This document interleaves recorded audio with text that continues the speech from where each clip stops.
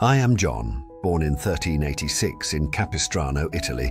Trained as a lawyer, I was drawn to public service, but God had other plans.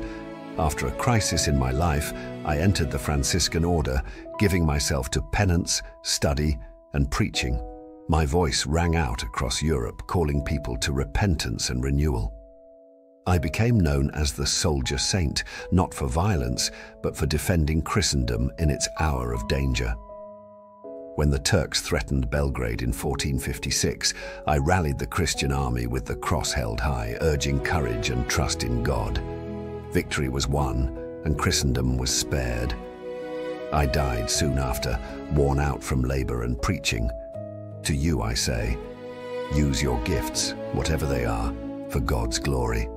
In times of trial, raise high the cross, for it is the sign of victory and hope.